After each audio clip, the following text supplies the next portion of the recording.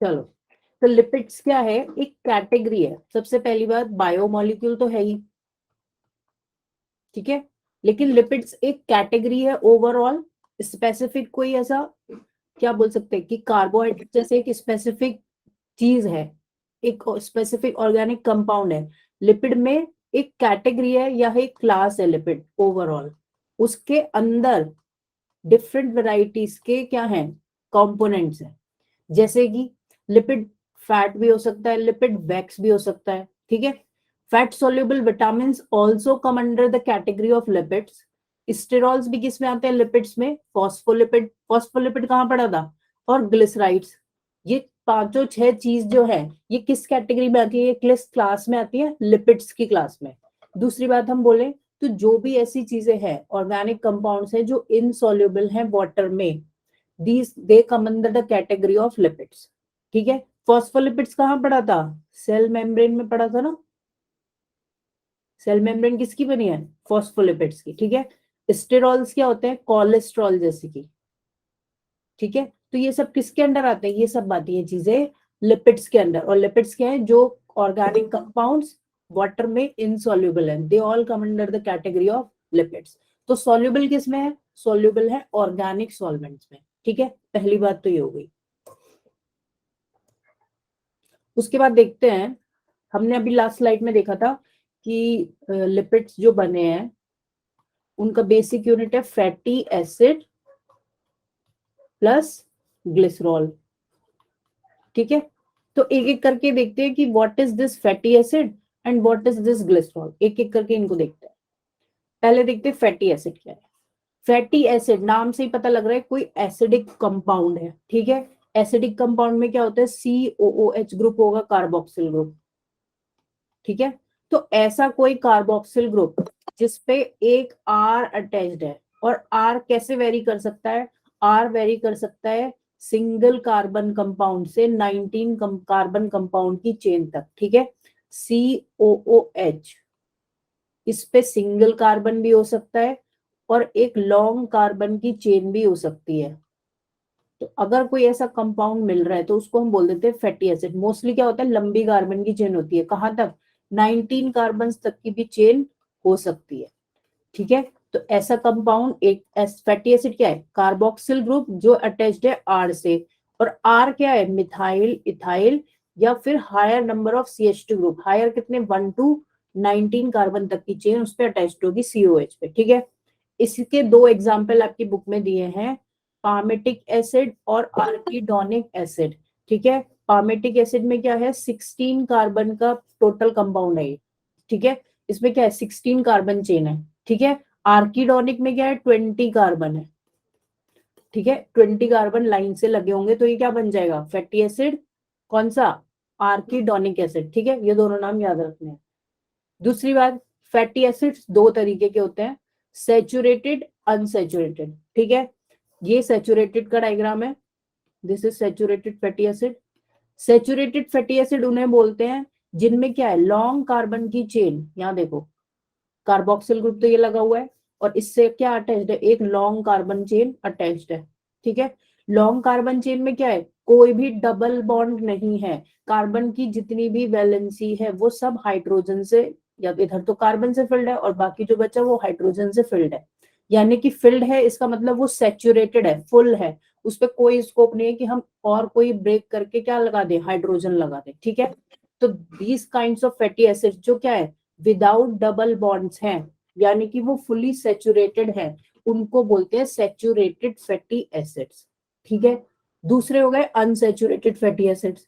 Unsaturated इससे opposite है, इनमें क्या होगा, इनमें कार्बन चेन में COH ग्रुप तो ये था ही, लॉन्ग कार्बन की चेन होगी, लेकिन उस लॉन्ग कार्बन की चेन में क्या होगा, डबल बॉन्ड्स होंगे। डबल बॉन्ड 1 भी हो सकता है और मोर देन 1 भी हो सकते हैं, ठीक है। एक या एक से ज्यादा डबल बॉन्ड अगर फैटी एसिड की चेन में है तो वो उस फैटी एसिड को क्या बोलेंगे, उसको बोलेंगे अनसैचुरेटेड फैटी एसिड, ठीक है। समझ में आया व्हाट इज सैचुरेटेड और अनसैचुरेटेड फैटी एसिड, ठीक है। किसके प्रेजेंस और एब्सेंस पे देख रहे हैं हम, डबल बॉन्ड्स के, ठीक है। ये है विद डबल बॉन्ड्स, अनसैचुरेटेड, ठीक है। अब देखते हैं, हमने देखो यहाँ पे लिपिड्स का हमने क्या देखा था, फैटी एसिड और ग्लिसरॉल। तो फैटी एसिड हमने देख लिया, व्हाट इज फैटी एसिड। अब देखते हैं व्हाट इज ग्लिसरॉल। ग्लिसरॉल क्या है, ग्लिसरॉल बेसिकली एक सिंपल लिपिड की कैटेगरी में आता है, जिसकी बैकबोन किसकी बनी है, ट्राई हाइड्रोक्सी प्रोपेन, ये है ग्लिसरॉल। ग्लिसरॉल एक जनरल नाम है किसका, ट्राई हाइड्रोक्सी प्रोपेन का। ट्राई हाइड्रोक्सी क्यों बोल रहे हैं, क्योंकि इस पे 3 क्या लगे, हाइड्रोक्सिल ग्रुप लगे ना, OH hydroxyl group. This is responsible for alcoholic property. Hydroxyl group यही सी के लिए होता है ना, बोलो। हाइड्रोक्सिल ग्रुप ऑफ किस लिए होता है, एल्कोहलिक प्रॉपर्टी के लिए, ठीक है। तो ये क्या है, ट्राई हाइड्रोक्सी प्रोपेल। इसको जनरल भाषा में बोले, जनरल लैंग्वेज में बोले तो इसको ग्लिसरॉल बोलते हैं, ठीक है।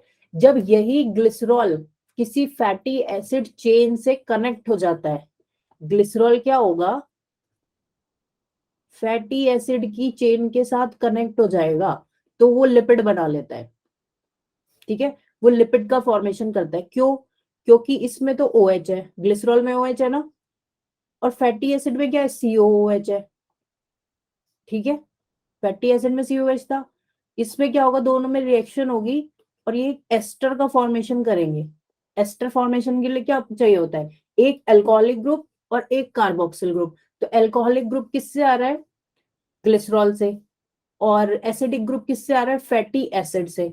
तो इन दोनों ने मिलकर बना लिया एक एस्टर बॉन्ड, लिपिड्स इसी को बोलते हैं, ठीक है। लिपिड्स में क्या होता है, बेसिकली एस्टेरिफिकेशन का प्रोसेस होता है, उसमें एस्टर बनता है, ठीक है। दूसरी बात, एस्टर में क्या होता है, एस्टर है सम ओडर या फिर स्मेल, इनमें कुछ ऐसा स्मेल होगा। तभी आप देखोगे तेल हो गया, घी होता है, उनमें कुछ फ्लेवर होता है ना, खाने में हम यूज करते हैं, कुछ स्मेल होती है, और सब तेलों की अलग अलग खुशबू होती है या स्मेल होती है, ठीक है।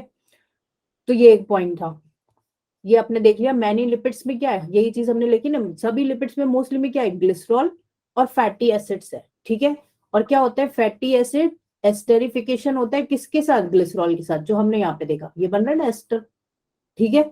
दूसरी बात, what is this mono di और ट्राइग्लिसराइड, ठीक है, इसको देखते हैं। अगर ग्लिसरॉल, ग्लिसरॉल हमने ये बनाया था ना, CH2, ये वाला CH2CHOHOH, ऐसा कुछ ग्लिसरॉल होता है। इसको सिंपली हम ऐसे लिखते हैं कि 3 कार्बन होंगे और 3 हाइड्रोजन होंगे, हाइड्रोजन नहीं, हाइड्रोक्सिल ग्रुप होंगे, ठीक है। अगर एक हाइड्रोक्सिल ग्रुप एक फैटी एसिड से, 1 फैटी एसिड से कंबाइन होता है, तो ये क्या बना लेगा, इधर फैटी एसिड की चेन लग जाएगी, बाकी OH कैसे रहेंगे, ऐसे ही रहेंगे ना, सिंपल। बस एक फैटी एसिड लगाए, तो यानी कि इसका जो एसिड था वो इस वाले हाइड्रोक्सिल ग्रुप से क्या मिलके एस्टर बनाया, और यहाँ पे आके लग गया ऊपर वाले पॉइंट पे, फर्स्ट कार्बन पे, ठीक है, यहाँ पे ये लग गया आके। तो ये क्या हुआ, ये हुआ मोनोग्लिसराइड, ये क्या हुआ, मोनोग्लिसराइड। इस पे सिंगल ग्लिसराइड का फॉर्मेशन हो रहा है, इसको बोलेंगे मोनोग्लिसराइड, ठीक है। सिमिलरली अगर 2 फैटी एसिड आके लग रहे हैं, समझ आया ना, ठीक है, 2 फैटी एसिड कहाँ लगेंगे, एक तो यहाँ लग जाएगा ऊपर वाले कार्बन पे, दूसरा सेकंड कार्बन पे, समझ आ रहा है, लग कैसे यस रहे, मैम। है ना। 2 फैटी एसिड आके लग गए, कैसे, 2 जगह एस्टर बॉन्ड बन गए, ऊपर वाले इस वाले और इस वाले वेज पे, नीचे वाला एसिड है वो सेम है, तो इसको बोल देंगे डाइग्लिसराइड, ठीक है।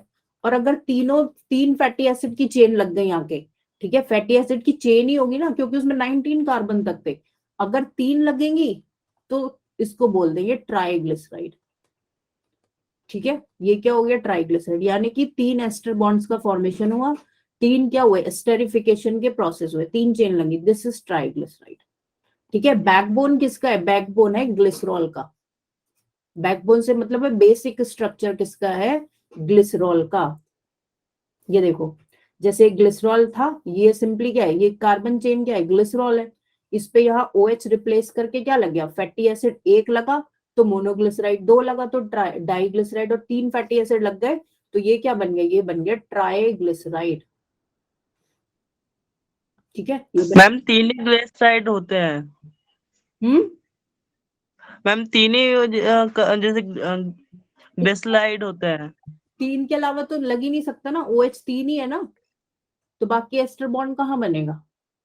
ठीक है, या तो एक एक रिप्लेस होगा तो मोनो बन जाएगा, 2 रिप्लेस, 3 से ज्यादा तो हो ही नहीं सकते ना, क्योंकि यहाँ पे OH ही खत्म हो जाएंगे, एक यहाँ लग गया, एक यहाँ लग गया, एक यहाँ लग गया। ठीक है, टेट्रा तो नहीं हो सकता ना, यहाँ एक्स्ट्रा मान लो एक फैटी एसिड है तो वो कहाँ लगेगा? वो यहाँ पे पूरा सब कुछ फिक्स हो गया ना, ये एस्टर बन गया, यहाँ एस्टर बन गया, यहाँ एस्टर बन गया। समझ आया क्यों ही 3 है? ओफो, ये क्या हो गया? ठीक है, इसके अलावा तो स्कोप ही नहीं है ना लगने का। तो मोस्टली क्या हो सकता है, या तो मोनोग्लिसराइड होगा, या डाई होगा, या ट्राइग्लिसराइड होगा। ठीक है, दूसरी बात, अभी देखो यहाँ लिखा है कि मोनो, डाई और ट्राइग्लिसराइड तो हमारे बन गए। ठीक है, लेकिन क्या है, दीज आर कॉल्ड फैट्स और ऑयल, इन्हीं को फैट और ऑयल बोल देते हैं।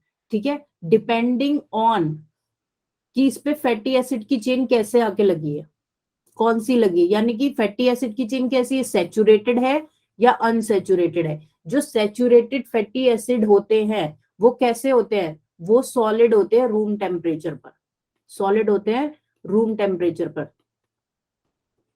ठीक है, जैसे हम घी देखते हैं वो जम जाता है। ठीक है, मेल्टिंग पॉइंट क्या है उसका, वेरी करता है टेम्परेचर के हिसाब से। जो अनसैचुरेटेड है वो लिक्विड होते हैं रूम टेम्परेचर पे, जैसे कि ऑयल, जैसे सरसों का तेल कभी नहीं जमेगा।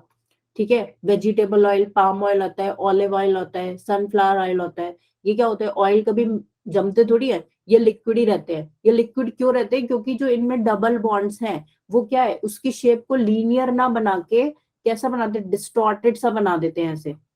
तो वो डिस्टॉर्टेड चेन क्या होंगी, एक दूसरे के ऊपर फिक्स नहीं हो पाएंगी, तो वो लिक्विड ही रहता है। ठीक है, लेकिन सेचुरेटेड में केस में क्या है, कोई भी डबल बॉन्ड तो है नहीं, चेन कैसी है, पूरी लीनियर है। तो एक के ऊपर एक क्या बनेगी, उन लीनियर चेन्स की लेयर बन जाएगी और वो सेटल होके जम जाता है तेल, तेल नहीं घी। ठीक है, तो तेल क्या है और घी क्या, समझ आया? घी क्यों जम रहा है, क्योंकि उसमें कोई भी, वो पूरा फुली सेचुरेटेड है, उसमें डबल बॉन्ड्स नहीं है, तो लीनियर चेन्स है, लीनियर चेन एक के ऊपर एक सेटल हो जाएंगी और वो धीरे धीरे क्या हो जाएगा, फिक्स हो जाएगा। अनसेचुरेटेड में वो चीज नहीं है। ठीक है, दीज आर ऑयल्स। ठीक है, तो what is glycerol, what is fatty acid, ये हमने देख लिया। अब देखो यहाँ पे, अभी हमने क्या बोला था, बेसिक यूनिट लिपिड्स की क्या है, फैटी एसिड और ग्लिसरॉल। तो जो लिपिड्स इन दोनों चीजों से बने हैं उनको हम बोलते हैं true lipids. True lipid, ma'am lipids में फैटी एसिड भी आता है मैम, इसमें आर ग्रुप भी आता है, तो आर ग्रुप में मैम टोटल कितने प्रोटीन्स होते हैं? आर ग्रुप में बेटा प्रोटीन थोड़ी होगा। आर, आर क्या है, आर कार्बन है, समझ आया? फैटी एसिड में कुछ, यस मैम।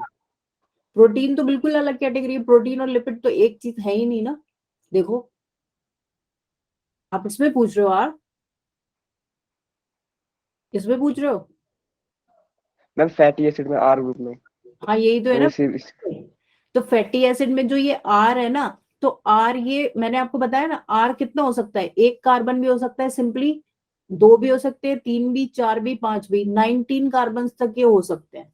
ठीक है, इसको ऐसे समझ लो जैसे यहाँ लिखा था मैंने कि COH ग्रुप है फैटी एसिड, फैटी एसिड है ना, तो COH ग्रुप तो होगा ही, साथ में क्या होगी, एक लॉन्ग कार्बन की चेन होगी। वो लॉन्ग कार्बन की चेन कितनी बड़ी भी हो सकती है, मान लो इसमें 5 कार्बन थे, मान लो 16 थे या 19 थे। ठीक है, अगर 16, इन सबके अलग अलग नाम है। ठीक है, अगर 16 कार्बन की चेन COH ग्रुप पे लगी है फैटी एसिड में, तो उस एसिड को बोलते हैं पामेटिक एसिड। ठीक है, अगर 20 कार्बन की चेन लगी है, इसको मिलाकर ये वाला भी है, यानी कि 19 कार्बन की चेन लगी है और 20वां ये हो गया COH का। ठीक है, तो उसको बोलते हैं आर्किडोनिक एसिड। ऐसे ही डिफरेंट डिफरेंट एसिड्स हैं, और ये सब क्या है, ये फैटी एसिड है। पामेटिक एसिड कौन सा होगा, saturated fatty acid. Saturated fatty acid मतलब इसमें क्या है, नो डबल बॉन्ड। ठीक है, तो कार्बन चेन जैसे जैसे वेरी करेगी, क्या लेंथ, कार्बन चेन की लेंथ वेरी करेगी, तो क्या करेगा, उस कार्बन चेन, वो फैटी एसिड बदल जाएगा। जैसे 16 कार्बन की चेन है तो दिस इज पामेटिक एसिड, अगर 20 कार्बन हो गए टोटल तो आर्किडोनिक एसिड। और आर्किडोनिक में क्या है, उसमें डबल बॉन्ड भी है चेन में, तो वो अनसेचुरेटेड फैटी एसिड है। ठीक, ठीक है, समझ आया? किसने पूछा था? प्रोटीन मैम अगर जो पेपर में एमसीक्यू आए कि आर ग्रुप में मिथाइल इथाइल और कितने हो सकते हैं higher number of carbon groups, तो मैम क्या टिक लगाएंगे? ये हो गया ना, लिखा तो ये देखो 1 कार्बन से लेके 19 कार्बन तक हो सकते हैं। ठीक है, ओके मैम, ओके मैम। ऐसा क्वेश्चन लेकिन आता नहीं है। अगर मैं एग्जाम लेवल की बात करूं, ऐसा क्वेश्चन नहीं आएगा। क्वेश्चन क्या आएगा? क्वेश्चन ये आएगा कि पामेटिक एसिड में कितने कार्बन होते हैं, कितने कार्बन की चेन होगी, आर्किडोनिक एसिड में कितने कार्बन की चेन होगी। ठीक है, ऐसा क्वेश्चन आएगा। ठीक है, और क्या बताना था? तो हम ये देख रहे थे लिपिड्स क्या है। लिपिड में देखा हमने फैटी एसिड और ग्लिसरॉल है ट्रू लिपिड्स। ठीक है, दूसरी बात, अगर फैटी एसिड में कोई अदर अल्कोहल लगता है, अल्कोहल तो चाहिए ही ना, तभी तो एस्टर बनेगा, लिपिड बनेगा। ग्लिसरॉल ना लग के दूसरा कोई अल्कोहल लगता है तो उसको बोलते हैं वैक्स।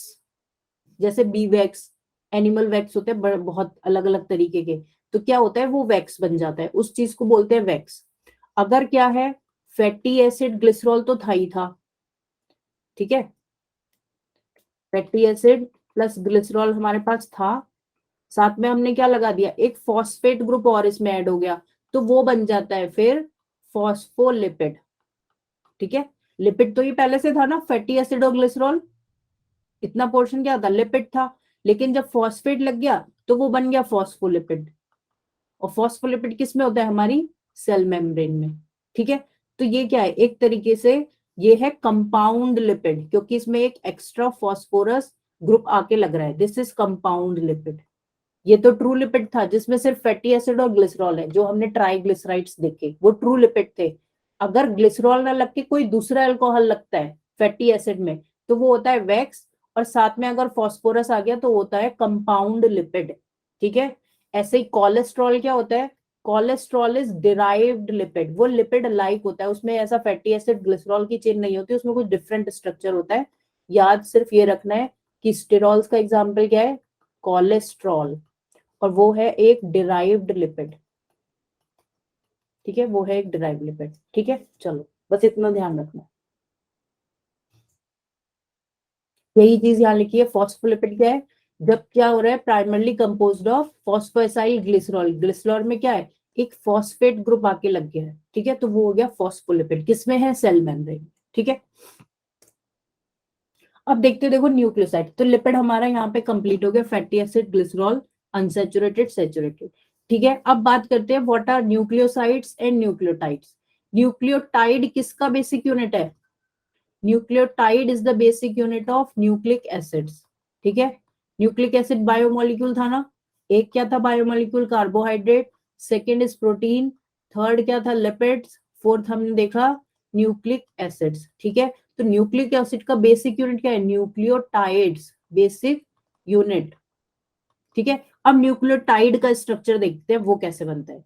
न्यूक्लियोटाइड का स्ट्रक्चर बनाने के लिए सबसे पहले हमें क्या चाहिए, एक नाइट्रोजन बेस चाहिए। नाइट्रोजन बेस कौन से होते हैं, 5 तरीके के नाइट्रोजन बेस होते हैं। ये हो गया, ये 5 तरीके के, एडेनिन, ग्वानिन, थाइमीन, साइटोसिन और यूरेसिल, ये 5 हमारे पास नाइट्रोजन बेस हैं। ठीक है, इन नाइट्रोजन बेस से जब एक शुगर कंबाइन हो जाता है, कौन सा, ये हो गया देखो, नाइट्रोजन बेस प्लस शुगर, तो वो क्या बन जाता है, न्यूक्लियोसाइड। ठीक है, दोबारा देखो, हमारे पास क्या है, हमें न्यूक्लियोटाइड बनाना है। न्यूक्लियोटाइड बनाने के लिए क्या चाहिए, सबसे पहले हमें एक नाइट्रोजन बेस चाहिए। ठीक है, नाइट्रोजन बेस के नाम ये हैं 5, ये आपको स्ट्रक्चर याद रखने हैं। ठीक है, नाइट्रोजन बेस चाहिए। नाइट्रोजन बेस कैसा है, एक रिंग स्ट्रक्चर है, दिख रहा है ना यहाँ पे, ये रिंग टाइप का स्ट्रक्चर है, और रिंग भी कैसी है, हेट्रोसाइक्लिक, यानी कि उसमें एक एक्स्ट्रा कार्बन के अलावा क्या चीज है, नाइट्रोजन और है। ठीक है, हेट्रोसाइक्लिक रिंग है, उसमें क्या होगा, जब शुगर ऐड हो जाएगा, देखो शुगर ये ऐड हो गया, ये पिंक वाला जो स्ट्रक्चर दिख रहा है ऐसे, ये क्या है, एक पेंटोस शुगर है, 5 कार्बन हो गया ना, ये 1 2 3 4 5। ठीक है, ये 5 कार्बन शुगर जब किस में ऐड हो जाएगी, नाइट्रोजन बेस में, तो हम उस कंबाइंड स्ट्रक्चर को बोलते हैं न्यूक्लियोसाइड। ये हमारे पास शुगर थी, इस शुगर के इस वाले मॉलिक्यूल पे क्या लग गया, एक नाइट्रोजन बेस आके लग गया। नाइट्रोजन बेस क्या था, यहाँ था ना एडेनिन। ठीक है, एडेनिन शुगर से कंबाइन हुआ तो वो क्या बन गया, ये है न्यूक्लियोसाइड, ये बन गया न्यूक्लियोसाइड। ठीक है, अगर इसी न्यूक्लियोसाइड में एक फॉस्फेट और ऐड हो जाता है, ठीक है, प्लस फॉस्फेट, तो ये बन जाता है न्यूक्लियोटाइड। कैसे, अभी तक हमने देखा ये स्ट्रक्चर था, रिंग, ये शुगर था, यहाँ पे बेस लगा आके, और दूसरी ऑपोजिट साइड पे क्या लग गया, एक फॉस्फेट ग्रुप आके लग गया, तो ये कंबाइंड स्ट्रक्चर हो गया हमारा न्यूक्लियोटाइड का। और ये ही न्यूक्लियोटाइड क्या है, ये बेसिक यूनिट है किसकी, डीएनए की और आरएनए की, या हम बोले तो न्यूक्लिक एसिड की। समझ आया? ठीक है, अब नाइट्रोजन बेस हमने देखा कितने तरीके का है, 5 टाइप्स के हैं। तो एडेनिन लगेगा तो ये हो जाएगा एडिनोसाइन, ग्वानिन लगेगा तो ग्वानोसाइन, थाइमिन लगेगा थाइमिडीन। तो नाम चेंज होगा डिपेंडिंग ऑन कि कौन सा नाइट्रोजन बेस आके लग रहा है। ठीक है, अभी हमने यहाँ कौन सा लगाया था, एडेनिन था ना, ये भी हो सकता है कि यहाँ पे क्या लगे, ग्वानिन लगे, दूसरा कोई नाइट्रोजन बेस लगे। 5 नाइट्रोजन बेस है ना, तो 5 तरीके का क्या बन सकता है, 5 तरीके का न्यूक्लियोसाइड बनेंगे, 5 तरीके के न्यूक्लियोटाइड बनेंगे। ठीक है, अगर ग्वानिन आके लगाए तो क्या होगा, वो ग्वानोसिन होगा। समझ आया? ऐसे ही थाइमीन आके लगेगा तो थाइमिडीन होगा। समझ आ रही है चीजें? ठीक है, बोलो भाई। ठीक है, तो न्यूक्लियोसाइड हो गया sugar plus nitrogen base, sugar plus nitrogen base क्या है, न्यूक्लियोसाइड। और इसी न्यूक्लियोसाइड में हमने जब फॉस्फेट और ऐड कर दिया तो वो बन गया न्यूक्लियोटाइड। कुछ कुछ समझ आ रहा है ना? तो ठीक है, इसको जाके पढ़ना तो पूरा समझ में आएगा, एक बार और देख लेना रिकॉर्डिंग। ठीक है, आ जाएंगी चीजें समझ में, ऐसा कुछ हार्ड नहीं है, लेकिन अभी तुम्हें नाम थोड़े टफ लग रहे होंगे, इस वजह से हो सकता है समझ ना आ रहा। ठीक है, इसको देखो यहाँ पे देखते हैं सिंपल तरीके से। और अभी हमने क्या बदला, 2 चीजें, न्यूक्लियोसाइड एक में एस है एक में टी है, और टाइड। ठीक है, न्यूक्लियोसाइड में क्या है, बेस प्लस शुगर, बेस मतलब नाइट्रोजन बेस जो हमने कॉम्प्लेक्स, ये है नाइट्रोजन बेस दोनों। ठीक है, नाइट्रोजन बेस और शुगर जब लगते हैं एक साथ तो वो बनता है न्यूक्लियोसाइड। और जब 3 चीजें आती हैं, base plus sugar plus phosphate, तो वो बन जाता है न्यूक्लियोटाइड। अब समझ में आया इन दोनों में क्या अंतर है? इन दोनों में फॉस्फेट ग्रुप का अंतर है, इसमें फॉस्फेट एब्सेंट है और इसमें क्या है, प्रेजेंट है। ठीक है, ये जो है न्यूक्लियोटाइड फॉस्फेट वाला है, दिस इज बिल्डिंग ब्लॉक या बेसिक यूनिट किसकी, न्यूक्लिक एसिड की। जो डीएनए है, जो आरएनए है, वो सब किससे बने हैं, वो सब इसी से बने हैं। ठीक है, इन्हीं को जब कंबाइन कर देंगे चेन में तो क्या बन जाएंगे, डीएनए और आरएनए बन जाएंगे। ठीक है ना, समझ आ रहा है? थोड़ा सा कॉम्प्लिकेटेड है चीजें, ठीक है, लेकिन इसको पढ़ लेना। वही चीज देखो 3-3 बार लिखी है मैंने इसीलिए, जिससे तुम हर पेज पे जाओ तो तुम्हें चीजें समझ आए। ठीक है, अब याद क्या मैम, हाँ, बेस शुगर और फॉस्फेट जब एक साथ आता है, जब डीएनए बनता है या फिर आरएनए? डीएनए आरएनए उस पर डिपेंड करता है कि आपका बेस कौन सा है। देखो ये 5 तरीके के हमारे पास बेस हैं, ये इसको ए से डिनोट करते हैं, इसको जी से, इसको टी से, इसको यू से और इसको सी से। ठीक है, फर्स्ट लेटर से डिनोट करते हैं इनको। ठीक है, जब ए जी टी और सी होते हैं, सिर्फ ये 4 बेस होंगे, ठीक है, तो उस कंडीशन में क्या होगा, डीएनए। ठीक है, और जब यूरेसिल आता है तो हो जाता है आरएनए। ठीक है, समझ आया? ये मैं आगे बताऊंगा। मैम जब पांचों एक साथ होते हैं, जब आरएनए बनता है, पांचों नहीं, या फिर ओनली? पांचों नहीं होते, 4 होते हैं दोनों में। ठीक है, अच्छा, डीएनए में तो थाइमिन सीक्वेंस। होता है, डीएनए में थाइमिन होता है, और आरएनए में थाइमिन की जगह होता है यूरेसिल। समझ गए? ये यहाँ देख लो, ये एडेनिन है, साइटोसिन, ग्वानिन, थाइमिन और यूरेसिल, दोनों में क्या होंगे, 4-4 ही होते हैं, डीएनए और आरएनए में। चलो मैं इसको बता ही देती हूँ फिर आगे, आगे था ये, एक सेकंड रुको। ठीक है ना, बेस समझ में आ गया ना क्या है? देखो ये लास्ट लाइन में लिखा है। ठीक है, तो अभी हमने क्या देखा कि न्यूक्लियोटाइड देख लिया ना हमने कि वो क्या है, बेसिक यूनिट है या बिल्डिंग ब्लॉक है किसका, न्यूक्लिक एसिड का। Nucleic acid means DNA RNA. ठीक है, न्यूक्लिक एसिड में क्या क्या थे, देखो यहाँ देखो, न्यूक्लिक एसिड में क्या है, एक तो नाइट्रोजन बेस है। ठीक है, ये लिखा है, 3 कंपोनेंट्स थे ना, first is nitrogen base, second is monosaccharide यानी कि शुगर, ठीक है, और थर्ड हमारा था फॉस्फेट ग्रुप। ठीक है, 3 चीजों से न्यूक्लियोटाइड बन रहा है। बेस कौन कौन से थे ये लिखे हैं, देखो 5 base, A ji you see और टी। ठीक है, दूसरी बात, इसमें दोबारा से एक कैटेगरी है, कैसी, एडेनिन और ग्वानिन। जो ये ए और जी है इनको बोलते हैं प्यूरिन्स। ठीक है, जो यूसी यूरेसिल साइटोसिन और थाइमिन है इनको बोलते हैं पायरिमिडीन्स। ठीक है, एक बात तो ये हो गई। अब नीचे देखो ये बॉक्स में क्या लिखा है, अगर ए जी, अब इनको पूरा पूरा नहीं लिखना होता, इनको ए जी टी सी ही लिखना होता है। अगर ए जी टी और सी ये 4 है, ये 4 नाइट्रोजन बेस हैं, तो वो बनता है डीएनए। ठीक है, और अगर ए जी यूरेसिल और सी है तो वो बनता है क्या, वो बनता है आरएनए। ठीक है, यहां लिखा है देखो, थाइमीन जो होता है रिप्लेस हो जाता है यूरेसिल से इन आरएनए, राइबोन्यूक्लिक एसिड। समझ आया, दोनों में 4-4 ही होंगे, टोटल कितने 5 हैं, लेकिन थाइमीन सिर्फ डीएनए में होता है, यूरेसिल सिर्फ आरएनए में होता है। थाइमीन को रिप्लेस कौन कर देता है, यूरेसिल कर देता है इन केस ऑफ आरएनए। ठीक है, ये देखो ये वेरी कर रहा है, बाकी तीनों क्या है, सेम है। समझ आया आप जो आप पूछ रहे थे। Yes ma'am.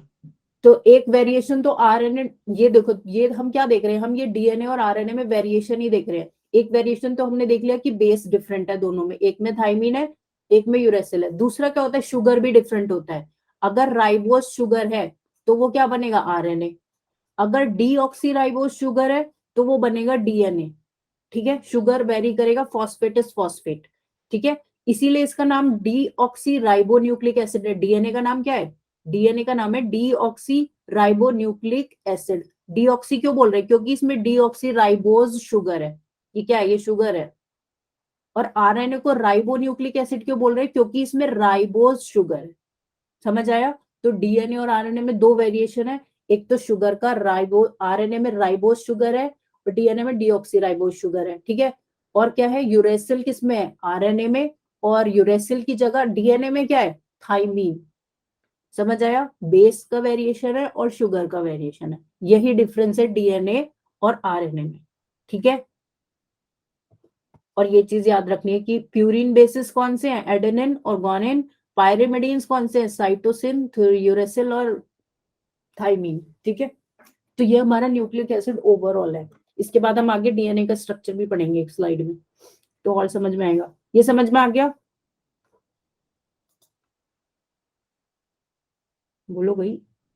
Yes ma'am. ठीक है ना, तो ये हमने पढ़ लिया न्यूक्लिक एसिड। और न्यूक्लियोटाइड क्या होते हैं, वही चीज यहाँ लिखी है, nucleotides are building block of nucleic acid. ठीक है, डीएनए और आरएनए के। और डीएनए आरएनए कैसा फंक्शन है, जेनेटिक मटेरियल है। ठीक है, अब देखो तुम ये जो स्ट्रक्चर बनाया ना ऐसे, इसमें ये ब्लू वाला रिबन सा जो बना है, ये किसका होता है, ये रिबन जो हमें यहाँ रिबन दिख रहा है वो बेसिकली है क्या, वो है शुगर प्लस फॉस्फेट। ठीक है, और जो ये ऐसे ऐसे लाइंस दिख रही हैं ये होते हैं बेसिस, जो नाइट्रोजन बेस थे। ठीक है, ये नाइट्रोजन बेस थे। अभी क्या याद रखना है हमें, what is the difference between DNA और आरएनए में, दोनों में क्या डिफरेंस है, बेसिस का और शुगर का, दोनों में ये डिफरेंस है। ठीक है ना, इसको दोबारा देखना तो समझ आएगा, ऐसा नहीं है कुछ बहुत ज्यादा हार्ड है। ठीक है, देखो दूसरा देखते हैं। अभी हमने क्या, हमने बेसिक स्ट्रक्चर देख लिया, सबकी मोनोमेरिक यूनिट देख ली, सारे बायोमोलिक्यूल्स की। दूसरा टॉपिक है व्हाट आर प्राइमरी और सेकेंडरी मेटाबोलाइट्स। तो प्राइमरी, नाम से पता लग रहा है, प्राइमरी मेटाबोलाइट्स वो मेटाबोलाइट्स हैं जो किसी भी लिविंग ऑर्गेनिज्म की क्या करते हैं, ग्रोथ और डेवलपमेंट में हेल्प करते हैं। ठीक है, ग्रोथ फेज के दौरान बनेंगे, जैसे कि, और क्या करेंगे, फिजियोलॉजिकल जो भी फंक्शन है बॉडी का उसमें हेल्प करेंगे। जैसे ये क्या है, अमीनो एसिड शुगर जो हमने अभी पढ़े हैं, these come under the category of primary metabolites. क्योंकि अमीनो एसिड होगा तभी प्रोटीन बनेगा, प्रोटीन होगा तभी क्या होगा, एक प्रॉपर बॉडी की फंक्शनिंग हमारी चलती रहेगी। ठीक है, same is the case of sugar, carbohydrate बनेगा तभी हमारी बॉडी को क्या मिलेगी, एनर्जी मिलेगी, डिफरेंट मेटाबॉलिक रिएक्शंस हमारी प्रॉपरली रन हो पाएंगी। ठीक है, तो ऐसे कंपाउंड जो बेसिकली प्राइमरी ग्रोथ में या ग्रोथ और डेवलपमेंट में हेल्प करते हैं किसी भी लिविंग ऑर्गेनिज्म की, उसको बोलते हैं प्राइमरी मेटाबोलाइट्स। ठीक है, या फिर सेंट्रल मेटाबोलाइट्स भी बोल देते हैं। They have the primary role. दूसरे होते हैं सेकेंडरी मेटाबोलाइट्स। सेकेंडरी क्यों बोल रहे हैं? क्योंकि इनका कोई ऐसा ग्रोथ और डेवलपमेंट में रिक्वायरमेंट नहीं है, इनका नो रोल है ग्रोथ और डेवलपमेंट में। These are end products of primary. जो प्राइमरी मेटाबोलाइट्स बनते हैं, मान लो ये प्राइमरी मेटाबोलाइट बना, इसके साथ एक और प्रोडक्ट भी बन गया, तो वो प्रोडक्ट क्या है? वो प्रोडक्ट है हमारा सेकेंडरी मेटाबोलाइट। ठीक है, ये किस लिए इंपॉर्टेंट है? लेकिन इंपॉर्टेंस तो है, उनकी इंपॉर्टेंस थी प्राइमरी की ग्रोथ और डेवलपमेंट में, इनकी किस लिए? इनकी इकोलॉजिकल इंपॉर्टेंस है, या ह्यूमन के केस में क्या है, बेनिफिशियल है फॉर ह्यूमंस या फिर किसी और लिविंग ऑर्गेनिज्म के। ठीक है, जैसे क्या हो सकते हैं? Antibiotics, antibiotics, toxins, different type के एंजाइम्स इनहिबिटर। जैसे आप प्लांट से हमें क्या मिल रहा है? डिफरेंट टाइप के ड्रग्स मिल रहे हैं, स्पाइसेस मिल रहे हैं, रबर मिल रही है, पिगमेंट्स मिल रहे हैं। तो ये सब क्या है? ये सब सेकेंडरी मेटाबोलाइट्स है। प्लांट की ग्रोथ में इनका कोई रोल नहीं है। इसका किस में रोल है? ये किस लिए बेनिफिशियल है? एक तो ह्यूमन पर्पस, हम लोग यूज कर सकते हैं, स्पाइसेस यूज करते हैं, ड्रग्स यूज करते हैं। साथ ही साथ प्लांट भी अपने को प्रोटेक्शन देता है इन चीजों से। प्लांट को क्या मिलेगा? प्रोटेक्शन मिलती है। ठीक है, जैसे स्पाइसेस हो गए, डिफरेंट टाइप के सिक्रीशन क्या करते हैं प्लांट में? कुछ ऑयल का सिक्रीशन होता है, उस ऑयल से क्या होता है? इंसेक्ट्स वगैरह रिपेल हो जाते हैं, तो प्लांट को क्या मिल रहा है? एक प्रोटेक्शन मिल रहा है। ठीक है, तो ह्यूमन के लिए भी यूजफुल है वो, और प्लांट की ग्रोथ में यूजफुल नहीं है, उसको एक्स्ट्रा प्रोटेक्शन दे रहे हैं, या और कोई बायोलॉजिकल प्रोसेस ऐसा होगा जिसमें वो हेल्प कर रहे हैं। ठीक है, तो ये क्या है? ये प्राइमरी और सेकेंडरी मेटाबोलाइट्स में एक आपका डिफरेंस है। अब याद क्या रखना है यहाँ पे? याद ये रखनी है, ये टेबल जो है ये बहुत इंपॉर्टेंट है, हाईली इंपॉर्टेंट। इसमें से क्वेश्चन आता ही आता है, एक क्वेश्चन जरूर आता है हर साल। आपको नाम याद रखना है कि किस कैटेगरी में ये क्या है? ये कैटेगरीज हैं सेकेंडरी मेटाबोलाइट्स की। ठीक है, पिगमेंट की कैटेगरी एल्कालॉइड, इनको डिफरेंट सेकेंडरी मेटाबोलाइट्स को क्या करा गया है? डिफरेंट कैटेगरी में डाला गया है कि पिगमेंट होता है, कुछ एल्कालॉइड्स होते हैं, terpenoids, essential oils, toxins, lectins, drugs और पॉलीमेरिक सब्सटेंसेस। तो क्वेश्चन कैसे आएगा? वो पूछेगा which of the following is the toxin. ठीक है, एक यहां से दे दिया कोडीन, एक ग्रास ऑयल दे दिया, एक रिसिन दे दिया, एक कॉनकैवलिन दे दिया। तो आपको चूज करना है कि टॉक्सिन कैटेगरी में कौन सा है, तो रिसिन आंसर होगा। ठीक है, तो याद रखना है कि what are the name of pigments, alkaloids कौन से हैं, ये पूरी टेबल याद होनी चाहिए। ठीक है, ड्रग्स कौन सी है? मोस्टली जो आता है वो टॉक्सिन और ड्रग्स बहुत ज्यादा आता है, ये तीनों बहुत ज्यादा इंपॉर्टेंट है। ठीक है, ये टेबल एज इट इज याद करनी है। ठीक है, समझ आया कि ड्रग का क्या नाम है? विनब्लास्टिन और करक्यूमिन आर ड्रग्स, अब एब्रिन और रिसिन आर टॉक्सिन्स जो हमें प्लांट से मिल रहे हैं। समझ आया? सेकेंडरी और प्राइमरी मेटाबोलाइट्स क्या है? ठीक है, ये थोड़ा याद करने वाला है। ओके, अब देखो आते हैं व्हाट आर बायोमैक्रोमोलिक्यूल्स, उसके बाद बस प्रोटीन देखेंगे, ये हमने देख लिया। ठीक है, बायोमैक्रोमोलिक्यूल्स देखते हैं। अभी हमने देखा कि बायोमोलिक्यूल्स क्या है? बायोमोलिक्यूल्स दो तरीके के होते हैं डिपेंडिंग ऑन द साइज। एक तो होते हैं मैक्रोमोलिक्यूल्स, एक होते हैं माइक्रो। ठीक है, मैक्रो नाम से ही पता लग रहा है कि लार्ज। लार्ज बोले तो इनका साइज जो होगा वो 10,000 डाल्टन से ज्यादा होता है। ठीक है, डाल्टन क्या है? डाल्टन एक यूनिट है, डाल्टन इज यूनिट। ठीक है, अगर किसी मॉलिक्यूल का साइज 10,000 डाल्टन से ज्यादा है तो वो कौन सी कैटेगरी में आएगा? वो आएगा मैक्रो मॉलिक्यूल की कैटेगरी में, या फिर बायोमैक्रो मॉलिक्यूल। ठीक है, अगर साइज 1000 डाल्टन से कम है, 18 से 800 के बीच में है, तो वो होता है माइक्रो मॉलिक्यूल। माइक्रो मीन्स क्या हो गया? स्मॉल हो गया ना। ठीक है, दूसरी बात, जो 10,000 डाल्टन से ज्यादा है, जब हम फिल्ट्रेशन वाला एक्सपेरिमेंट कर रहे थे, नीचे मिल रहा था फिल्ट्रेट, ठीक है, फिल्टर पेपर से पास कर रहे थे ना, ऊपर मिल रहा था रिटेंटेट। ठीक है, तो इनका साइज इतना ज्यादा है कि फिल्टर पेपर से पास ही नहीं हो पाएंगे। तो ये कहाँ मिलेंगे? ये एसिड इंसोल्यूबल पूल में मिलेंगे, जो ये ऊपर वाला पोर्शन था। ठीक है, यहाँ पे मिलेंगे। ठीक है, कौन कौन से होते हैं? कार्बोहाइड्रेट्स, जो भी हमारे बायोमोलिक्यूल्स हैं, ये सब क्या है?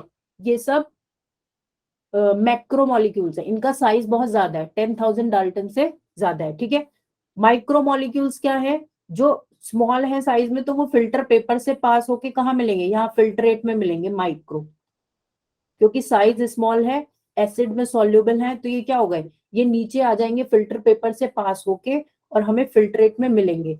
एग्जाम्पल क्या है, जो भी मोनोमर्स है, यहाँ तो हमने कार्बोहाइड्रेट लिखा है ना, कार्बोहाइड्रेट का मोनोमर क्या होगा, अमीनो वो मोनोसेक्राइड, मोनोसेक्राइड। मोनोसेक्राइड। तो मोनोमेरिक यूनिट जो सभी बायोमोलिक्यूल्स के, जैसे कि अमीनो एसिड हो गई, मोनोसेक्राइड्स हो गए, ठीक है, तो वो तो छोटी यूनिट है ना, वो तो सिंगल सिंगल है, लेकिन कार्बोहाइड्रेट में क्या हो रहा है, बहुत सारे लग गए चेन में तो वो बड़ा हो गया। तो सिंगल यूनिट वाले जो मोनोमर्स हैं सारे, वो कहाँ मिलेंगे, जैसे कि ग्लिसरॉल हो गया, ठीक है, तो वो हमें मिलेंगे माइक्रोमोलिक्यूल पोर्शन में, यानी कि फिल्ट्रेट में, ठीक है। दूसरी बात, ये तो डिवीजन हो गया। जब हम सेल को, आपको ध्यान होगा फर्स्ट एक्सपेरिमेंट में हमने सेल का क्या पेस्ट बनाया था, ग्राइंड करा था ना उसको, सेल को ग्राइंड करा था, ब्रेक करा था, उसका पेस्ट बन गया था। तो जब हम सेल को ग्राइंड कर रहे हैं तो वो सेल डिसरप्ट हो रही है, पूरी पूरी टूट जाएगी ना सेल, सेल का मेम्ब्रेन भी ब्रेक हो गया, सेल का साइटोप्लाज्म ब्रेक हो गया, सेल ऑर्गेनल सब कुछ ब्रेक हो गया। तो ब्रेक होने के बाद क्या होता है, साइटोप्लाज्म में भी कुछ चीजें ही होंगी ना, साइटोप्लाज्म में क्या होगा, जैसे ये सब लिखा है, मिनरल्स हैं, वाटर है, और उसमें कुछ मोनोमर यूनिट्स भी होंगी, तो वो सब किस में आ जाएंगी, इसीलिए ब्रेक होके वो आ जाएंगी फिल्ट्रेट में अंदर, क्योंकि वो छोटी भी है साइज में और सॉल्युबल थी। लेकिन जो बड़ा पोर्शन है वो फिल्टर पेपर से पास नहीं होगा, वो रिटेंटेट में रह जाएगा, ठीक है। दूसरी बात, अब यहाँ देखो कि यहाँ पे लिखा है लिपिड्स ब्लू कलर में, ठीक है, लिपिड्स ब्लू में क्यों लिखा है, क्यों, because lipid is an exception. Lipid क्या है, मैक्रोमोलिक्यूल का एक एक्सेप्शन है, ठीक है। आगे देखते हैं क्यों है। लिपिड हमने किस में डाला है, हमने डाल दिया मैक्रो मॉलिक्यूल में, मैक्रो मतलब लार्ज मॉलिक्यूल जिसका साइज क्या है, 10,000 डाल्टन से ज्यादा होना चाहिए, लेकिन लिपिड में ऐसा नहीं है, लिपिड का साइज क्या है, लिपिड स्मॉल ही है। ब्रेक होने से क्या होता है, हमने सेल को ब्रेक करा तो सेल मेम्ब्रेन ब्रेक होगी ना, जब हम सेल को तोड़ देंगे, ग्राइंड कर दिया तो सेल मेम्ब्रेन भी ब्रेक हो गई। सेल मेम्ब्रेन में क्या था, फॉस्फोलिपिड था, लिपिड ही था ना उसमें, तो लिपिड क्या हुआ, लिपिड ब्रेक हुआ। लिपिड की टेंडेंसी क्या है, वाटर को अवॉइड करना, तो वो क्या बना लेगा, वो छोटे छोटे मिसल्स बना लेगा, वेसिकल्स बना लेगा। ध्यान आ रहा है, मिसल का फॉर्मेशन होता है टू अवॉइड वाटर, ऐसे छोटे छोटे सर्कल से बना लेगा, वेसिकल्स, ठीक है। तो सेल मेम्ब्रेन डिसरप्ट हुआ, लिपिड ने क्या करा, वाटर को अवॉइड करने के लिए अपने आप में सिकुड़ गया, वेसिकल बना लिया, ठीक है, क्योंकि वो वाटर सॉल्युबल नहीं है, ठीक है। इसीलिए क्या हुआ, वो एसिड इनसॉल्युबल पूल में सेपरेट आउट होगा। जब हम उसको फिल्ट्रेट के थ्रू पास करेंगे तो वो क्या हुआ, वो यहीं पर रह गया, क्योंकि वो वाटर सॉल्युबल नहीं था। वाटर सॉल्युबल होता तो क्या होता, वो नीचे आ जाता फिल्ट्रेट में, ठीक है, लेकिन वो वाटर को अवॉइड कर रहा है तो वो फिल्ट्रेट में ना जाके किस में रह गया, वो ऊपर रिटेंटेट में ही रह गया। और रिटेंटेट में किसके साथ मिल गया हमें, बाकी जो मैक्रोमोलिक्यूल्स थे, जैसे कि कार्बोहाइड्रेट, प्रोटीन, इन सब के साथ हमें यहाँ मिलेगा, ठीक है। समझ आई ये बात, समझ आई। हालांकि यस मैम। साइज छोटा था, साइज था इस कैटेगरी में, तो उसे नीचे निकल जाना चाहिए था, लेकिन वो क्या कर रहा है, वो वाटर को अवॉइड कर रहा है, वो जाना ही नहीं चाहता, तो वो किस में रह गया, वो ऊपर ही रह गया, ठीक है, वो यहीं पर रह गया ऊपर वाले पोर्शन में। वाटर सॉल्युबल होता तो वो नीचे आ जाता पानी के साथ साथ, लेकिन ऐसा नहीं हुआ क्योंकि वो वाटर को बिल्कुल अवॉइड कर रहा है, ठीक है। ये एक बात होगी, वो छुप गया एक तरीके से, ऐसे मान लो कि वो छोटे छोटे ग्रुप्स बना के छुप गया लिपिड, और पानी को उसने जाने दिया कि जब पानी चला जाएगा तो मैं आराम से ऊपर वाले पोर्शन में ही मिलूंगा, ठीक है। तो ये केस लिपिड्स के साथ है। सो लिपिड स्मॉल है, उसका साइज कितना है, लेस देन 800। क्या है ये, एक तरीके से माइक्रोमोलिक्यूल है, इसको हम मैक्रोमोलिक्यूल नहीं बोलेंगे, लेकिन क्योंकि ये मिल मैक्रोमोलिक्यूल के साथ रहे इसलिए उस कैटेगरी में इसको डाल दिया गया। यहाँ लिखा है देखो नीचे, lipids are not strictly macromolecules, ठीक है। तो ये बायो माइक्रो और मैक्रो हो गए।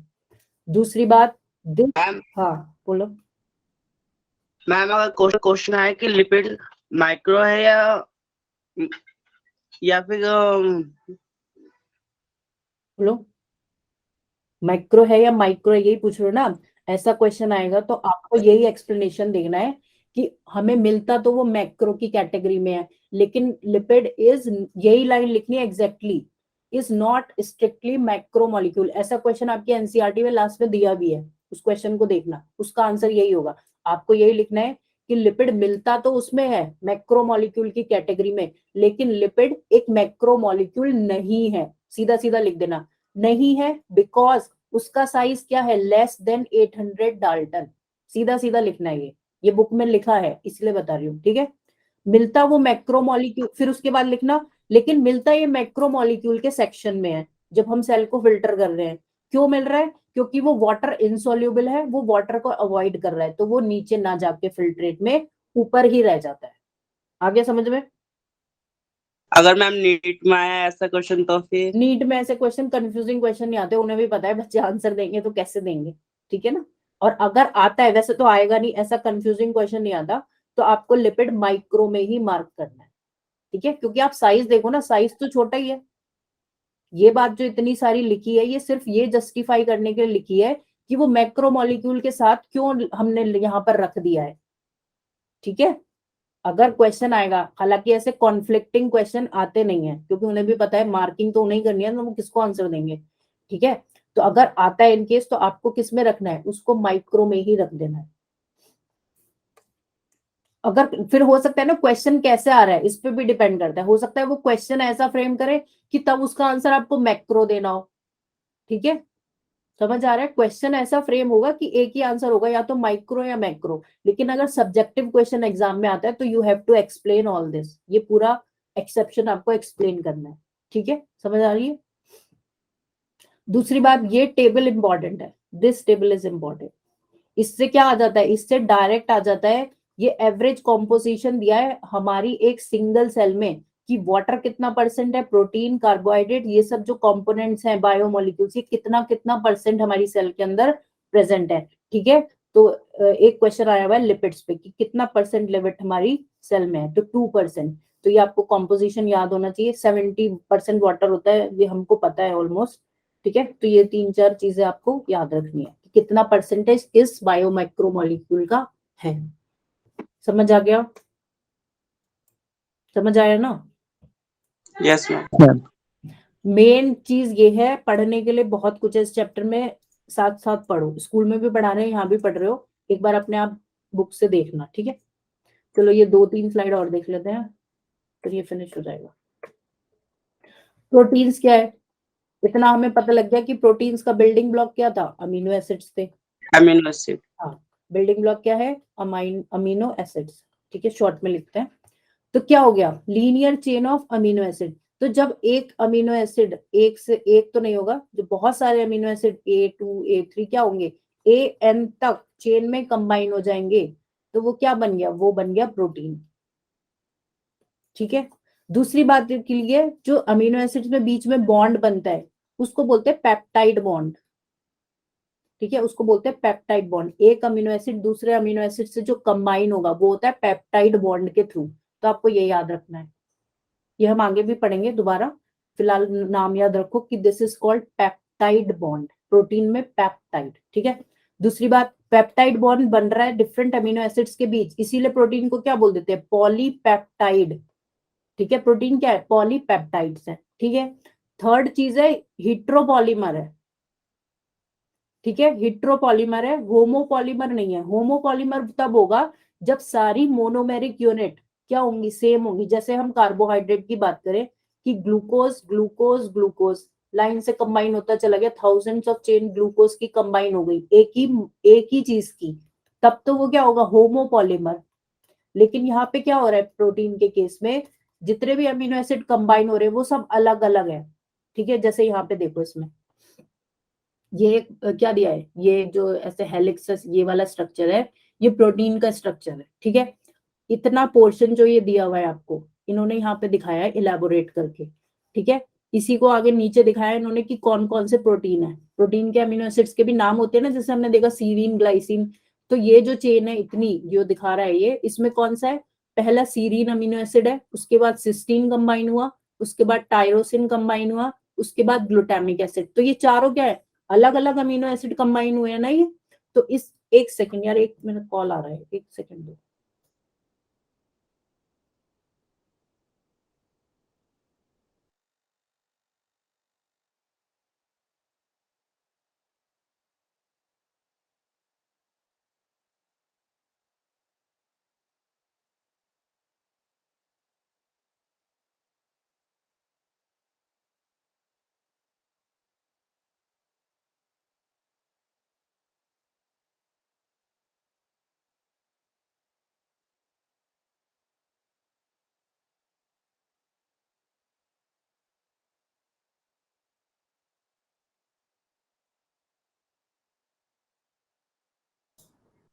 बच्चे कहाँ चले गए सारे इतनी देर में?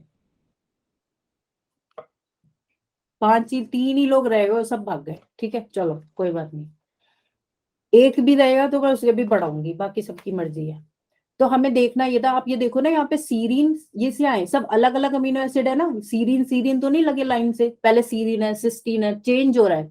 तो अमीनो एसिड क्योंकि डिफरेंट डिफरेंट है, तो इसीलिए इसको बोल रहे हैं हिट्रोपॉलीमर। ठीक है, अमीनो एसिड, प्रोटीन क्या होता है, हमेशा हिट्रो है, उसमें डिफरेंट अमीनो एसिड्स होंगे। कभी भी ये नहीं होगा कि सीरीन सीरीन सीरीन सीरीन लग गया लाइन से 1000 टाइम्स तो वो प्रोटीन बन गया, नो। उसमें क्या होंगे, डिफरेंट अमीनो एसिड्स हैं। 20 टाइप्स के होते हैं ना, तो 20 टाइप्स में कोई सा भी टाइप एक एक करके लगता जाएगा। ठीक है, डिपेंड करता है डीएनए आरएनए पे, ये हम नेक्स्ट क्लास में पढ़ेंगे 12th में। ठीक है, तो अभी याद रखना है कि प्रोटीन क्या होता है, हिट्रोपॉलीमर। दूसरी बात ये याद रखनी है कि कोलाजन और रूबिस्को क्या है, ये दोनों प्रोटीन है। अगर हम एनिमल वर्ल्ड की बात करें तो सबसे ज्यादा मिलने वाला प्रोटीन कौन सा है, कोलाजन। ठीक है, अगर हम ओवरऑल प्लांट्स प्लस एनिमल्स या जितने भी लिविंग, अगर हम ओवरऑल लिविंग वर्ल्ड की बात करें तो कौन सा सबसे ज्यादा प्रोटीन मिलता है, रूबिस्को। ये प्लांट्स में होता है क्योंकि, ठीक है, और प्लांट्स स्पीशीज बहुत ज्यादा है। ठीक है, तो अगर हम सिर्फ एनिमल की बात कर रहे हैं तो सबसे ज्यादा मिलने वाला प्रोटीन है कोलाजन। और अगर हम ओवरऑल लिविंग ऑर्गेनिजम्स की बात कर रहे हैं और पूछ रहे हैं कि सबसे ज्यादा कौन सा प्रोटीन मिलता है लिविंग में, अगर हम क्वांटिटी वाइज देखें तो सबसे ज्यादा मिलेगा रूबिस्को। ठीक है, रूबिस्को का फुल फॉर्म है राइबोलोज बिस्फॉस्फेट कार्बोक्सिलेज ऑक्सीजनेज। ठीक है, इसका शॉर्ट फॉर्म है रूबिस्को। ठीक है, ये 2 पॉइंट आपको याद रखना। चलो ये लास्ट स्लाइड देख लो बस। अब हमने देखा कि अमीनो एसिड्स की क्या चेन कंबाइन हो रही थी, 1 2 3 ऐसे करते हुए एन तक कंबाइन हो गई, ए एन तक। ठीक है, तो जब अमीनो एसिड की चेन सिंपली है, एक लीनियर चेन है, अमीनो एसिड के स्ट्रक्चर, वो अमीनो एसिड कह रही हूँ, प्रोटीन का जो स्ट्रक्चर होता है ना, वो 4 तरीके से होता है। एक को बोलते हैं प्राइमरी, सेकेंडरी, टर्शरी और क्वार्टनरी स्ट्रक्चर। 4 तरीके के प्रोटीन के स्ट्रक्चर होते हैं। अगर प्रोटीन सिर्फ एक लीनियर चेन है, अमीनो एसिड कंबाइन हुए और अमीनो एसिड कंबाइन हुआ, क्या बन गया, एक लीनियर चेन बन गया, तो ऐसे अमीनो एसिड, ऐसे प्रोटीन को बोलते हैं प्राइमरी स्ट्रक्चर। ऐसे को क्या बोलते हैं, प्राइमरी स्ट्रक्चर। इसमें क्या होता है, सीक्वेंस होगा, एक सिंपल अमीनो एसिड का सीक्वेंस होगा, जो ये मैंने लिखा है यहाँ पे, दिस इज प्राइमरी। यहाँ पे देख लो, अगर क्या है, ये क्या है, ये दिख रहा है ना फर्स्ट वाला, ये है प्राइमरी स्ट्रक्चर ऑफ प्रोटीन। इसमें क्या हो रहा है, ये डिफरेंट कलर्स के भी क्यों दिख रहे हैं, क्योंकि ये हिट्रोपॉलीमर है। एक अमीनो एसिड अलग है, दूसरा अलग है, तीसरा अलग है, डिफरेंट डिफरेंट अमीनो एसिड्स क्या हुए, चेन में लग गए और एक चेन बन गई ना, ये माला सी बन गई है पूरी। तो ऐसा स्ट्रक्चर है अगर प्रोटीन का, तो वो होता है प्राइमरी स्ट्रक्चर। ठीक है, अगर यही प्राइमरी स्ट्रक्चर क्या होता है, ऐसा फोल्ड, अभी तो ऐसा था, उसके बाद क्या हो गया, ये ऐसा हेलिक्स स्टेयर के सीढ़ियों की तरह फोल्ड हो गया। ठीक है, जैसे यहाँ पे दिख रहा है, ये एक इसने हेलिक्स का फॉर्मेशन कर लिया, तो इसको बोलते हैं सेकेंडरी स्ट्रक्चर। ये बनता कैसे है, जब इसी लीनियर चेन में कुछ हाइड्रोजन बॉन्ड्स क्या होंगे, बन जाएंगे आपस में। मान लो यहाँ पे और यहाँ पे दोनों के बीच में एक हाइड्रोजन बॉन्ड फॉर्म हो गया। ठीक है, तो वो क्या होगा, थोड़ा थोड़ा मुड़ना शुरू हो जाएगा प्रोटीन और ऐसा हेलिक्स स्ट्रक्चर बना लेगा। ठीक है, तो ऐसे फॉर्म को बोलते हैं सेकेंडरी स्ट्रक्चर ऑफ प्रोटीन। ठीक है, वही चीज यहाँ लिखी है कि लीनियर फॉर्म कैसा होगा, प्रोटीन का फोल्ड होना शुरू हो जाएगा ड्यू टू बॉन्डिंग, उसको बोलते हैं क्या, सेकेंडरी स्ट्रक्चर ऑफ प्रोटीन। ठीक है, अगर ये सेकेंडरी स्ट्रक्चर नेक्स्ट स्टेज में, देखो उसके बाद ये बना ना, हेलिक्स बन गया, इसका क्या हुआ, बॉन्डिंग हुई तो ये हेलिक्स बन गया। ठीक है, अगर ये क्या होता है, ये और ज्यादा कॉइल, अभी तो ऐसे ऐसे था, मान लो ये धीरे धीरे ऊपर का एंड और नीचे का एंड दोनों आपस में भी कॉइल हो गए। ठीक है, अभी ये ऐसे था, अभी क्या हुआ, ये पॉइंट और ये पॉइंट ये भी आपस में मिल गए और इन्होंने कुछ ऐसा हॉलो बॉल टाइप का, ऊन का गोला जैसे आप मान लो, ऐसा हो गया है, ये सिकुड़ भी गया और बीच में ऐसा गोल गोल सा बन गया, तो इसको बोलते हैं टर्शरी स्ट्रक्चर। अब ये कैसे हुआ, जैसे यहाँ पे हाइड्रोजन बॉन्ड्स बन रहे थे, इसमें क्या होता है, इसमें कुछ और एक्स्ट्रा बॉन्ड्स भी बन जाते हैं, यानी कि जैसे जैसे बॉन्ड बनते जाएंगे वो स्ट्रक्चर क्या होगा, वो स्ट्रक्चर और ज्यादा नीचे की मतलब कंबाइन होता जाएगा आपस में। पहले पूरा खुला था, फिर धीरे धीरे कॉइल हुआ, फिर और ज्यादा कॉइल हो गया, तो ये क्या बन गया, एक 3D स्ट्रक्चर बन गया। टर्शरी में क्या होता है, 3D स्ट्रक्चर बन जाता है। अभी क्या था, लीनियर, एक ही प्लेन में था ना लीनियर, फिर 2 डायमेंशन में बना, फिर ओवरऑल बॉल बन गई, तो वो 3 डायमेंशनल स्ट्रक्चर हो गया टर्शरी स्ट्रक्चर। ठीक है, जो मेनली होता है वो टर्शरी स्ट्रक्चर प्रेजेंट होता है फॉर डिफरेंट बायोलॉजिकल एक्टिविटीज। जो हमारी बॉडी में डिफरेंट टाइप्स के प्रोटीन्स यूज हो रहे हैं वो किस में होते हैं, वो बेसिकली टर्शरी स्ट्रक्चर ही होता है। ठीक है, टर्शरी होगा या क्वार्टरनरी होगा। ठीक है, फोर्थ है क्वार्टरनरी। क्वार्टरनरी में क्या होता है, जब टर्शरी स्ट्रक्चर कंबाइन हो जाएंगे। ठीक है, मान लो 4 टर्शरी स्ट्रक्चर कंबाइन हो गए, टर्शरी 1, टर्शरी 2, टर्शरी 3, टर्शरी 4, और इन सब ने मिलके क्या बना लिया, एक डिफरेंट स्ट्रक्चर बना लिया, उसको बोलते हैं क्वार्टरनरी स्ट्रक्चर।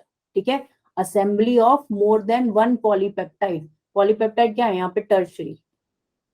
जब बहुत सारे 2 या 3 या 4 टर्शरी स्ट्रक्चर एक साथ आ जाएंगे और वो आपस में बॉन्ड बना के एक यूनिट बना लेंगे, तो उसको बोलते हैं क्या, क्वार्टरनरी स्ट्रक्चर। जैसे कि many number of tertiary structure fold, ठीक है, टू फॉर्म क्वार्टरनरी स्ट्रक्चर। जैसे यहाँ देखो, ये सेकेंडरी था, ये टर्शरी है, इसमें क्या हो रहा है, इसी को घुमा के और ज्यादा स्ट्रक्चर्स बना लिए इसने, ये और ज्यादा कॉम्पैक्ट हो गया, तो ये बी वाला हो गया टर्शरी, ए वाला क्या है, सेकेंडरी स्ट्रक्चर।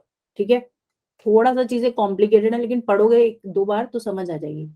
अभी हमने बात करी क्वार्टरनरी स्ट्रक्चर की, तो अगर हम बात करें हीमोग्लोबिन की, तो हीमोग्लोबिन जो है ह्यूमन, वो क्या है, वो क्वार्टरनरी स्ट्रक्चर है प्रोटीन का।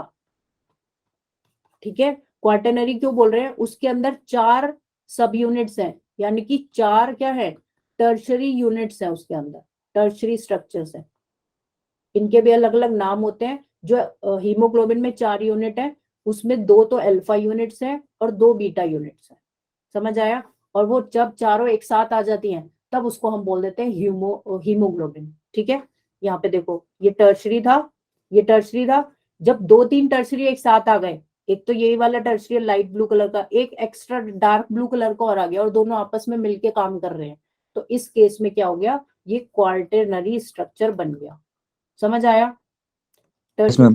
है ना। तो इसको एक बार पढ़ जरूर लेना यार, ठीक है ना, नहीं तो फिर गायब ही हो जाएगा। क्वार्टरनरी, तो हीमोग्लोबिन याद रखना है कि हीमोग्लोबिन में क्या है, 4 सब यूनिट्स हैं टर्शरी स्ट्रक्चर की, 2 अल्फा होती है और 2 बीटा होती है। यहाँ गलत लिख दिया मैंने, 2 अल्फा सब यूनिट होंगी, 2 बीटा सब यूनिट होंगी, और जब वो चारों यूनिट कंबाइन हो जाएंगी तो क्या बन जाएगा, वो बन जाएगा हीमोग्लोबिन, एक क्वार्टरनरी स्ट्रक्चर। ठीक है, ये हो गया, पढ़ जरूर लेना यार, ठीक है ना, नहीं तो कुछ फायदा नहीं होगा। लास्ट हमें ये याद रखना है, ये क्या दिए हैं, डिफरेंट टाइप्स के प्रोटीन्स हैं, ये सब प्रोटीन के नाम है, कोलाजन, ट्रिप्सिन, ये सब प्रोटीन के क्या देखे थे हमने, देखा था स्ट्रक्चरल फंक्शनल प्रॉपर्टीज होती है प्रोटीन की। फंक्शनल हमने जैसे देखा कि हीमोग्लोबिन का फंक्शन क्या है, ऑक्सीजन कैरी कर रहा है ना, ऑक्सीजन कैरी करके पूरी बॉडी में सप्लाई कर रहा है। ठीक है, तो ये एक फंक्शन हो गया। कोलाजन क्या है, कोलाजन एक स्ट्रक्चरल बेस बनाता है, क्या है, जो हमारी सेल्स हैं उनको एक ग्राउंड, भाई सेल में भी क्या है, सेल में भी एक नेटवर्क चाहिए ना अंदर होल्ड करने के लिए चीजों को, तो वो कौन बना रहा है, ग्राउंड सब्सटेंस कोलाजन बनाता है। ठीक है, तो ये एक स्ट्रक्चर फंक्शन हो गया। ट्रिप्सिन क्या है, ट्रिप्सिन एक एंजाइम है, उसका अलग फंक्शन है। तो बेसिकली याद क्या रखना है, प्रोटीन्स के नाम और उनके फंक्शन। एनसीईआरटी में जितना दोबारा से रिपीट करियो, जितनी भी टेबल्स हैं, डायग्राम्स हैं, वो सब इंपॉर्टेंट हैं, इनमें से ही क्वेश्चन आते हैं टेबल्स में से। ठीक है, तो ये टेबल याद कर लेना कि किस प्रोटीन का क्या फंक्शन है। ठीक है, एंटीबॉडीज क्या है, फाइट करती हैं इन्फेक्शन की, प्रोटेक्ट करती है इन्फेक्शन से। ठीक है ना, रिसेप्टर्स जो होते हैं बेसिकली सेल के ऊपर क्या होते हैं, रिसेप्टर्स प्रेजेंट होते हैं ऐसे, तो ये भी प्रोटीन्स के ही बने हैं, ये सिग्नलिंग में हेल्प कर रहे हैं।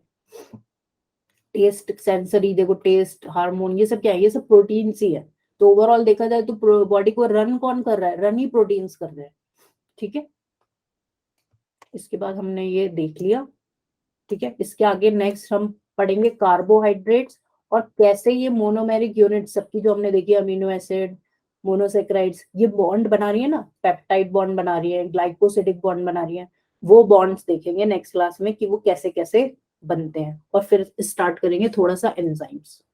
ठीक है, चीजें आई समझ में, कुछ % तो आया ही होगा ना मैम, काफी समझ में आ गई।